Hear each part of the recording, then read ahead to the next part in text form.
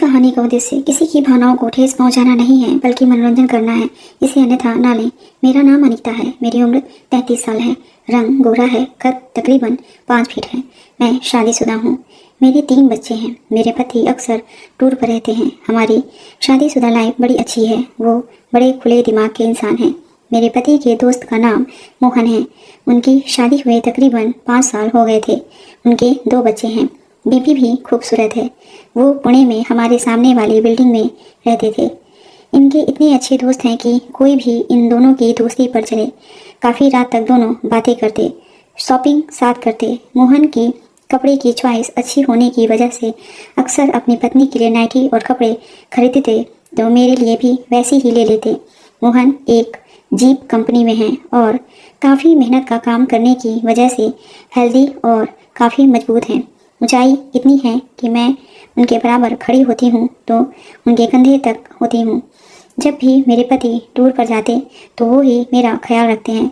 मोहन के घर वाले भी मेरा बहुत ख्याल रखते थे। कुल मिलाकर सब लोग हमें एक ही खानदान के समझते थे। मैं घर पर बहुत बोर हो जाया करती थी। इसलिए जब मेरे पति टूर पर से आए तो मैंने कहा, मैं आपकी गैर मौजूदगी में बोर हो जाती हूँ। तो उन्होंने मोहन से कहा, अनीता को ड्राइविंग सिखा दो ताकि जब भी बोर हो घूमने चली जाया करे। मोहन ने कहा, ठीक है, कल से चलते हैं। उनके पास ऑल्टो थी।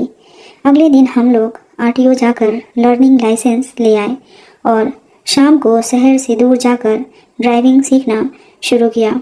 पहली बार गाड़ी चलाने जा रही थी, इसलिए मेरे पति बच्चों के साथ पार्क में ही बैठ गए और कहा, तुम लोग जाओ। पहले दिन कार चलाना बड़ा अच्छा लगा। मोहन भी दिल से सिखा रहे थे। हमारे बीच ऐसी कभी कोई बात नहीं हुई थी जिसका गलत मतलब निकले। वो मुझे भाभी कहते थे, जबकि उम्र में वो मेरे पति से 2 साल बड़े थे। अब रोज़ हम लोग रात 10 बजे खाना खाने के बाद कार चलाने के लिए चले जाते।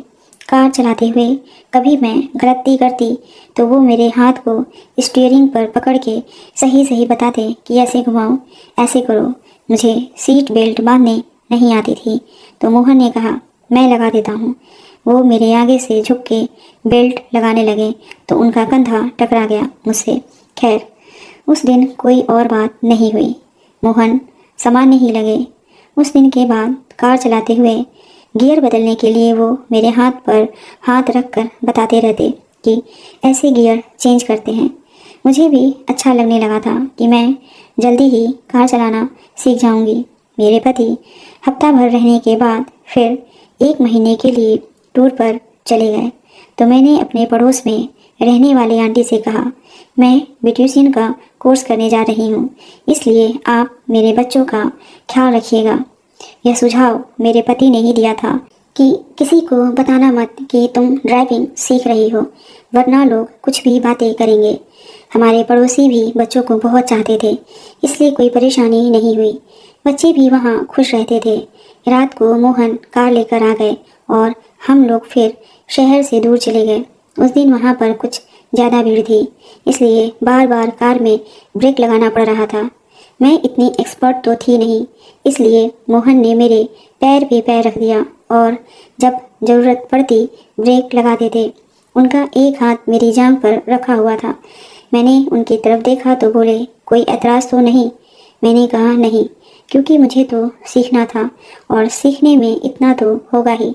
1-2 दिन उसी तरह रहा। तीसरे दिन कार में एसी होने पर भी मुझको गर्मी लगने लगी। दिल और दिमाग में हलचल होने लगी। मोहन ने मेरी तरफ देखकर पूछा, कैसा लग रहा है? मैंने उनकी तरफ देखा लेकिन कुछ बोल नहीं पाई, सिर्फ मुस्कुरा दी। बस फिर क्या था, उन्होंने कार एक तरफ रोकी। मैं सब कुछ भूलकर उनका साथ दे रही थी। मैं भूल गई थी कि वो मेरे पति के दोस्त हैं। मुझे बड़ा मज़ा आ रहा था। इतने में हमारी कार के सामने दूसरी कार आकर रुकी तो हम लोग जल्दी से हट गए। न मोहन ने कुछ कहा और न मैंने अपने आप को सही किया और घर वापस आ गए। मैं रात भर सो नहीं पाई। जब भी आँख लगती मोहन का चेहरा और कार वाली बात याद आ जाती। बर्दाश्त नहीं हो रहा था। पति भी घर पर नहीं थे। मैं बाथरूम में गई और शावर लेने लगी। इतने में मोहन का कॉल आया। मैंने मोबाइल उठाया तो उन्होंने पूछा, तुमको बुरा तो नहीं लगा? मैं क्या कहूँ, कुछ समझ में नहीं आ रहा था। फिर भी मेरे मुंह से निकल गया, नहीं। मोहन ने कहा, अर्पित को मत बताना। मैंने सिर्फ ठीक है कहा। मोहन ने पूछा, क्या कर रही हो? मैंने कहा, नहा रही हूँ। तो वो बोले, मैं तुम्हारे साथ समय बिताना चाहता हूँ। उनके मुंह से यह सुनकर मुझको क्या लगा मैं बता नहीं सकती, और वो भी ऐसे आदमी का जो मेरे पति का बचपन का साथी है, या यूँ कह लो कि उनका भाई है। तो क्या मैं उनके साथ, मुझे कैसा लगेगा? क्या मैं ऐसा कर सकती हूँ? मेरे दिमाग में ये बातें आ रही थीं। इतने में उन्होंने कहा, जवाब क्यों नहीं देती? मैं फैसला नहीं कर पा रही थी कि क्या जवाब दूँ। इस पर उन्होंने फ़ोन पर कहा, अगर तुम कॉल करोगी तो मैं समझ जाऊँगा कि तुम्हारा जवाब हाँ है। यह कहकर उन्होंने फ़ोन काट दिया। मैं नहा कर निकली और आईने के सामने खड़े होकर अपने आप को निहारने लगी, लेकिन मैं इसी तरह लेट गई और सोचते हुए कब सो गई पता ही नहीं चला। दूसरे दिन मेरे पति की कॉल आई तो मैंने पूछा, कब आ रहे हो? उन्होंने कहा, अभी तो 15 दिन लगेंगे। मैंने ऐसा सवाल पहली बार किया था, इसलिए उन्होंने पूछा, क्यों, क्या हुआ? तो मैं बोली, तुम्हारी याद आ रही है। उन्होंने हंसते हुए कहा, जल्दी आने की कोशिश करूँगा। मैंने कहा, मोहन कैसा है? इस पर उन्होंने कहा, बेचारा इतना सीधा है, वो तुमको हाथ लगाने से भी डरेगा। मैंने कहा, देखो मजाक मत समझना, मैं सीरियस हूँ। इस पर उन्होंने कहा, देखो जान, जब मैं टूर पर होता हूँ तो मैं भी कोई मौका नहीं खोता, तो तुमको मैं कैसे मना कर सकता हूँ? इनका यह जवाब सुनकर मैंने कहा, मैं तो मजाक कर रही थी। वो बोले, अगर तुम सीरियस भी होती तो भी मैं क्या कर लेता? अगर कोई अपने पर आ जाए तो दुनिया की कोई ताकत उसको रोक नहीं सकती। कम से कम तुम इतना बोल तो रही थी, यही क्या कम है? उसके बाद उन्होंने बच्चों के बारे में पूछा और फ़ोन काट दिया। अब मैं फिर मोहन के बारे में सोचने लगी कि रात में जाऊं या नहीं। पति भी मेरी बात को मजाक समझ रहे होंगे, लेकिन उनको क्या मालूम कि जिस दोस्त को वो सीधा कह रहे हैं वो क्या चाहता है। इतना होने के बावजूद मैं दूसरे दिन मोहन को कॉल करने की हिम्मत नहीं जुटा पाई और उन्होंने भी मुझे कॉल नहीं किया और ना घर पर आए। इसी बीच मेरे गांव से मुझे कॉल आई कि रिश्तेदारी में शादी है, तुम आ जाओ। मैंने अपने पति से पूछा तो बोले, मैं नहीं आ सकूँगा। मैं मोहन से कहता हूँ कि तुमको गाँव छोड़ आए। मोहन को मेरे गाँव में सब लोग जानते थे, क्योंकि वो मेरे पति के साथ कई मर्तबा जा चुके थे। दूसरे दिन उन्होंने टिकट निकाली और हम गांव के लिए रवाना हो गए। पूरे सफ़र में उन्होंने कार वाली बात का कोई जिक्र नहीं किया और ना ही मैंने कुछ कहा। हम लोग गांव पहुंचे। वहां पर हम लोगों के घर बहुत बड़े बड़े हैं। मोहन को पुराने वाले घर में ठहरा दिया गया जो हमारे नए घर के सामने था। वो मुझे गांव में छोड़ने के बाद वापस जाना चाहते थे, लेकिन घर वालों ने कहा, हफ्ता 15 दिन रुक जाओ, तो मोहन इनकार ना कर सके। गांव में शादी की दावत 10-12 दिन पहले से ही दे दी जाती है, इसलिए घर के सब लोग वहीं चले गए थे।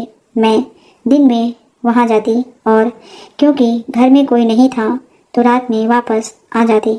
मोहन भी सामने वाले घर में रहते थे। मैं चाहती थी कि वो मुझे खुद कहें, क्योंकि मैं कैसे कह सकती थी। 2-3 दिन होने के बाद मैं रात को टीवी पर फिल्म देख रही थी। चैनल अदल बदल करते देखा कि एक चैनल पर एक फिल्म लगी हुई थी। फिल्म देखते देखते एकदम उत्तेजित हो गई। मैंने अपनी ड्रेस बदली, गुलाबी रंग की नाइटी पहन ली। मैं सामने वाले घर जिसमें मोहन ठहरे हुए थे गई। उनके कमरे पर जाकर दरवाज़ा खटखटाया। वैसे दरवाज़ा खुला हुआ था। वो मुझे अचानक देखकर जल्दी से अपनी कमर पर चादर लपेट ली और पूछा, कैसे आना हुआ? मैंने कहा, तुमको किसी चीज़ की ज़रूरत तो नहीं? वो सिर से पांव तक मुझे देख रहे थे। मेरे बदन पर चींटियाँ रेंगती हुई महसूस हुई। उन्होंने कहा, जिस चीज़ की ज़रूरत है वो मैंने तुमको बता दिया है। मैंने कोई जवाब नहीं दिया, चुपचाप सोफे पर जाकर बैठ गई। मोहन अपनी चादर छोड़ मेरी बगल में आकर बैठ गए। मोहन ने पूछा, अगर तुम्हारा जवाब हाँ में है तो मेरे हाथ पर अपना हाथ रख दो। मैंने शर्माते हुए अपना हाथ उनके हाथ पर रख दिया। मोहन ने कहा, अर्पित को तो नहीं बोलोगी? मैंने अपनी गर्दन ना में हिला दी। कुछ बोल नहीं पा रही थी मैं। अजीब बात थी जो कि पति को भी ना मालूम हो। मोहन ने मुझसे कहा, अगर तुम खामोश रहोगी और यूं ही शर्माओगी तो मज़ा नहीं आएगा। तुम अपने मुंह से बोलो, अगर तुम नहीं बोलोगी तो मैं नहीं बैठूंगा। मैंने उनकी तरफ देखा। उनकी आंखें एक शराबी की तरह जोश में लाल हो गई थी। मैंने सिर झुकाकर आहिस्ता से कहा, हाँ। इतना सुनते ही उन्होंने मुझे अपने सामने खड़ा किया, जैसे कोई छोटी बच्ची हो। मैं तो शर्मा गई। वो बोले, क्या तुम और अर्पित बात नहीं करते? मैंने हाँ में सिर हिला दिया। तो वो बोले, तो मुझसे क्यों शर्माती हो? बात का जवाब बात से दिया करो। मैं गर्मी महसूस कर रही थी। मैं उनके सामने खड़ी थी। उनके मुंह से निकले इन शब्दों ने मुझ में और भी जोश भर दिया। ऐसा तो मेरे पति भी करते हैं, लेकिन आज की बात कुछ और थी। कैसी लगी आपको ये कहानी? कमेंट करके ज़रूर बताइएगा। मिलते हैं अगली कहानी के साथ। धन्यवाद।